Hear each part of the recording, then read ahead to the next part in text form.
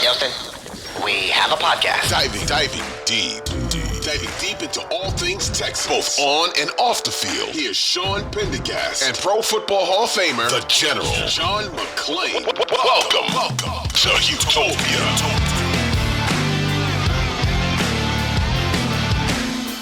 All right, what do you got for news and notes, John? We're talking about the playoffs, and the column on sportsradio16.com about the playoffs and how each team stands between Indianapolis and Houston and Jacksonville. And it's interesting, the Texans have given up the fewest points of those three teams, and the Jaguars are having the most trouble right now. They've lost three in a row. They're 3-4 at home. Both of these teams have losing records at home. When you say both of these, you're talking Indy and Jacksonville have losing records. Talking about the teams that are tied for first. Jacksonville is 3-5 at home. Indy's 3-4. Jacksonville is 5-1 on the road, and Indy's 5-2 on the road. Jaguars have lost three in a row. Trevor Lawrence is in a concussion protocol, and he's still working with that sprained ankle. And the Colts with Gardner Minshew, they're 5-1 in their last 6 games. So the Texans, who are 5-2 over their last 7, they're 5-2 at home, 3-4 on the road. The Texans and Colts right now are playing a whole lot better than the Jaguars. Yeah, they're playing better. The problem for those two teams is if there is a 3-way tie atop the division, the Jags are going to win that tiebreaker because the Jags are 2-0 against the Colts and 1-1 against the Texans. Of the cumulative head-to-head games among those three teams, the Jags have the tiebreaker. And the Jags, if the Texans, let's say the Texans beat the Colts in Week 18, and it's down to them and the Jags for the division, in all likelihood, the Texans are going to have to probably win the division by a full game because most of the tiebreakers, I think, and I may be hijacking things that are in your notes, and if I am, I'm sorry, John, but the Jags, I think the tiebreakers are all either with or very much leaning towards the Jags right now, if I'm not mistaken. If the playoffs started today, the Jags would be division champions. The Colts would be a wild card, and the Texans would be the first team on the outside looking in. And of the remaining schedules, the Texans have the toughest. Their opponents are 22-20. The Colts opponents are 20-22. And the Jaguars opponents, it's amazing how easy their schedule is at this point, 14-28. Wow. So the Jags play some trashy teams. Although, John, they play Tampa Bay this weekend. That number, that number's kind of skewed because Carolina is one of the two teams that the Jags play. So is Tennessee. So they're 5-9, 2-12, and then the Bucs are 7-7. They don't play a team with a winning record. The Texans play 2 with winning records, and the Colts have 1 left with a winning record, and that would be the Texans. Yeah. The Colts play Atlanta this weekend in Atlanta. Atlanta's still playing for something. I think that game's going to be tough. Texans lost in Atlanta. They know that firsthand. The big one this weekend is that Tampa Bay Jacksonville game, because if the Texans can beat Cleveland, then you got Tennessee and Indy the rest of the way. The Texans need the Jags to lose another game if they're going to win the division. Like there's no tie scenario that I feel good about them beating the Jags in a tiebreaker. And I think this is the best chance, especially given the fact there might not be any Trevor Lawrence in this game if he's in the concussion protocol. We've seen quarterbacks come out of concussion protocol inside of a week this season. Derek Carr and Brock Purdy both came back the same week they were put in the protocol. C.J. Stroud obviously did not. But Tampa Bay is playing some really, really good football right now. And it's in Tampa. So that's a big one if you're a Texan fan. Same way, John, we were circling Buffalo and Dallas last week, and we saw how that worked out. Thanks a lot, Cowboys. Thanks for nothing. I'm circling Tampa Bay and Jacksonville this week. If I'm sort of power ranking the games, the non-Texan games on the schedule in terms of importance for the Texans, Jacksonville at Tampa Bay is a monster game for the Texans in the AFC South this weekend. Texans need the Jaguars and the Colts to lose on the road. Yep. Now, Sean, we all know the Texans, 9 of the last 10 games have come down the last 30 seconds, including 4 with no time left. Texans are 2-2 in those games. But if 9 of those games, there's only one that was decided by 7, none by 6. So 8 games have been decided by 5 or fewer. 8. That is amazing. 6 by 3 or fewer.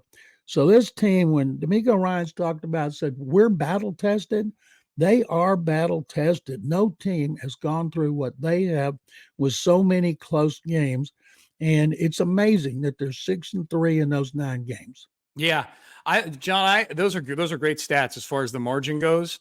I like to look at how much time is left when the game essentially is decided, like the deciding play, like the Kyler Murray 4th down heave, that's incomplete. The Texans have to take a knee, but the game was decided on that play.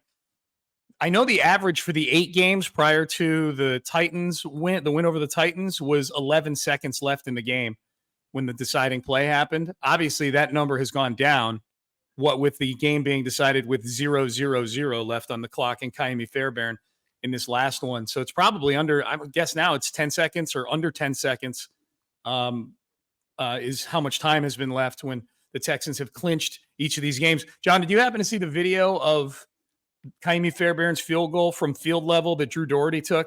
I don't know if you saw that. No, I tweeted it out. Drew Doherty, of course, of the Texans. He's down on the field during the game because he's getting content for Texans TV and whatnot. He filmed from his iPhone. It looked like he filmed the game-winning field goal, but he kept the camera on Kiami. He didn't follow the ball. He just kept the camera on Kiami kicking the field goal. And it was so funny. Kiami kicks it, watches it, turns, just starts slowly walking back towards the bench, takes his helmet off and just drops it and starts kind of walking like this, like almost like a hitter who just hit a walk-off, tossing their helmet off kind of thing.